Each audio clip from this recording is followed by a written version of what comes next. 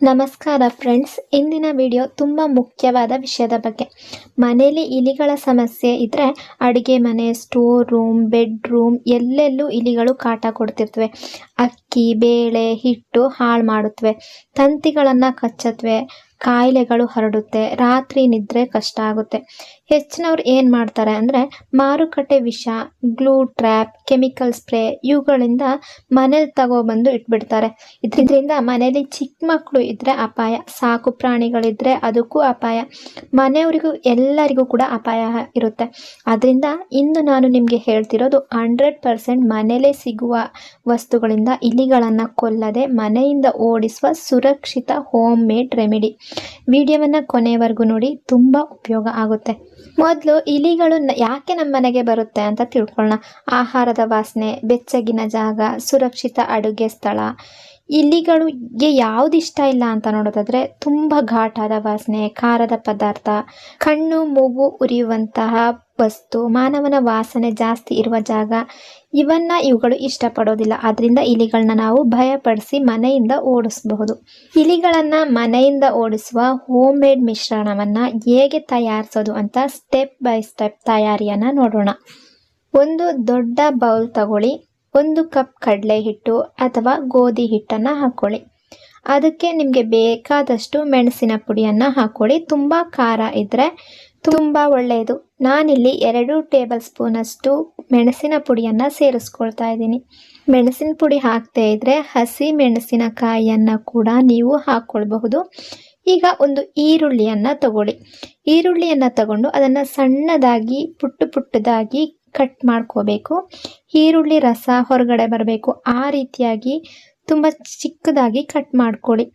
ಇದಕ್ಕೆ ಈಗ 1 ಟೇಬಲ್ ಸ್ಪೂನಷ್ಟು ಸಕ್ಕರೆಯನ್ನು ಸೇರಿಸ್ತಾ ಇದ್ದೀನಿ.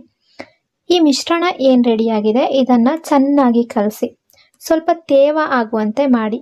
ನೀರು ಹಾಕಬೇಡಿ, ಅವಶ್ಯಕತೆ ಇದ್ದರೆ ಸ್ವಲ್ಪ ನೀರು ಹಾಕ್ಕೊಳ್ಳಿ. ತುಂಬ ಗಟ್ಟಿ ಬಂದರೆ ಮಾತ್ರ ನೀರನ್ನು ಹಾಕ್ಕೊಳ್ಳಿ, ಇಲ್ಲದೇ ಇದ್ದರೆ ಈರುಳ್ಳಿ ರಸ ಇದ್ದರೆ ಅದೇ ಸಾಕಾಗುತ್ತೆ. ನಾನಿಲ್ಲಿ 1 ಟೇಬಲ್ ಸ್ಪೂನಷ್ಟು ನೀರನ್ನು ಹಾಕ್ಕೊಂಡು ಮಿಕ್ಸ್ ಮಾಡ್ಕೊಳ್ತಾ ಇದ್ದೀನಿ. ಇದನ್ನು ಕೈಯಲ್ಲಿ ಚೆನ್ನಾಗಿ ಮಿಕ್ಸ್ ಮಾಡಿಕೊಂಡು ಸಣ್ಣ ಸಣ್ಣ ಉಂಡೆಗಳನ್ನಾಗಿ ಮಾಡ್ಕೋಬೇಕು. ನಿಮಗೆ ಎಷ್ಟು ಉಂಡೆಗಳು ಬೇಕೋ ಅಷ್ಟು ಉಂಡೆಗಳನ್ನು ಮಾಡ್ಕೊಳ್ಳಿ.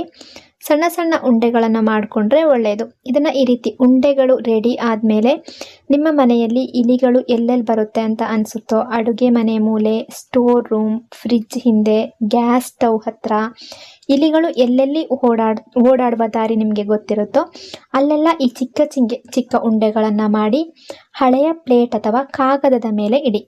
ನಾನಿಲ್ಲಿ ಹಾಗೆಯೇ ಇಡ್ತಾ ಇದ್ದೀನಿ, ಆದರೆ ಸಣ್ಣ ಮಕ್ಕಳಿದ್ರೆ ಮಕ್ಕಳ ಕೈಗೆ ಸಿಗದಂತೆ ಇಡಿ. ಏನಾಗುತ್ತೆ ಅಂದರೆ ಸಕ್ಕರೆ ಮತ್ತು ಹಿಟ್ಟು ವಾಸನೆಗೆ ಇಲಿ ಮನೆಗೆ ಬಂದೇ ಬರುತ್ತೆ. ಅಂದರೆ ಯಾವಾಗಲೂ ಬರ್ತಾ ಇರುತ್ತಲ್ಲ, ಮತ್ತೆ ಅಟ್ರಾಕ್ಷನ್ ಆಗಿ ಬಂದೇ ಬರುತ್ತೆ. ಮೆಣಸಿನ ಪುಡಿ ಮತ್ತು ಈರುಳ್ಳಿ ವಾಸನೆ ಕಣ್ಣು ಮೂಗು ಅದರ ಉಸಿರಾಟಕ್ಕೆ ತೀವ್ರ ತೊಂದರೆ. ಇಲಿ ಅದನ್ನು ತಿಂದು ಭಯಪಟ್ಟು ಆ ಜಾಗ ಬಿಟ್ಟು ಹೋಗುತ್ತೆ, ಮನೆಯಲ್ಲೇ ಸಾಯೋದಿಲ್ಲ.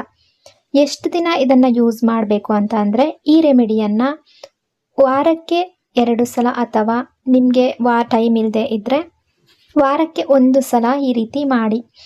ಒಂದು 2-3 ವಾರ ಮಾಡಿ ನೋಡಿ. ಸಾಮಾನ್ಯವಾಗಿ 2-3 ದಿನದಲ್ಲೇ ಇಲಿಗಳು ಮನೆಯಲ್ಲಿ ಕಾಣಿಸೋದಿಲ್ಲ.